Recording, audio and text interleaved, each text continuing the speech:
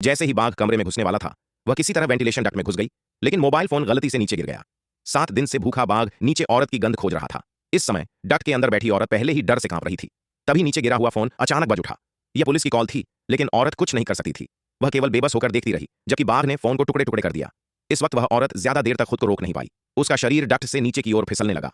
तभी एक पसीने की बूंद नीचे जमीन पर गिरी। बाघ ने उस बूंद को जीभ से चाट लिया। ऊपर देखते ही उसने डक्ट में छिपी औरत को देख लिया और तुरंत उछलकर ऊपर झपटा। यह देखकर औरत बुरी तरह डर गई। उसने अपनी पूरी ताकत लगा दी, हाथ पैर दोनों से। अपनी त्वचा और धातु के बीच की घर्षण शक्ति का इस्तेमाल करते हुए वह धीरे धीरे ऊपर सरकने लगी। लगातार घर्षण की तीखी आवाज गूंज रही थी। शुक्र था कि बाघ ऊपर चढ़ ही नहीं पा रहा था। आखिरकार औरत ने अपनी सारी ताकत खर्च करके किसी तरह वेंटिलेशन आउटलेट से बाहर निकलने में सफलता पाई। उसने तुरंत अपने छोटे भाई को लेकर बेडरूम में भागी, कंप्यूटर खोला और ऑनलाइन मदद मांगने की कोशिश की, लेकिन बदकिस्मती से कंप्यूटर में इंटरनेट ही नहीं था।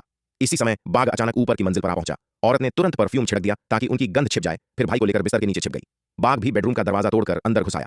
शुक्र था कि परफ्यूम की गंध ने उनके शरीर की गंध को ढक दिया। अभी बाघ बिस्तर पर कूद पड़ा। उसका भारी शरीर बिस्तर को दबाकर औरत के ऊपर झुकने लगा। उसी समय बाघ अचानक गायब हो गया। औरत ने सिर घुमाकर चारों तरफ देखा। तभी उसे बिस्तर के पीछे से गड़गड़ाहट जैसी दहाड़ सुनाई दी। भाई को लेकर जी जान से नीचे भागी। वह सीधा किचन में पहुंची और फ्रिज से कीमे का डिब्बा निकाला। उसने कीमे के गोले बनाए और उनमें नींद की गोलियां भर दी। फिर उसने ये गोले कमरे के हर कोने में फेंक दिए। बाघ खुशबू सूंघकर दौड़ा आया और उन गोलों को खा गया, लेकिन उसका कुछ असर नहीं हुआ। इस समय भाई बहन दोनों एक बड़े वार्डरोब में छिप गए और बाघ भी वहीं आ पहुंचा। औरत इतनी डरी हुई थी कि जोर से सांस लेने की भी हिम्मत नहीं कर रही थी, लेकिन बाघ और करीब आता गया, यहां तक कि उनके बीच बस अलमारी का दरवाजा रह गया। छोटे से दरार में से 2 जोड़ी आंखें आमने सामने टकराईं। डर का माहौल अपनी चरम सीमा पर पहुंच गया।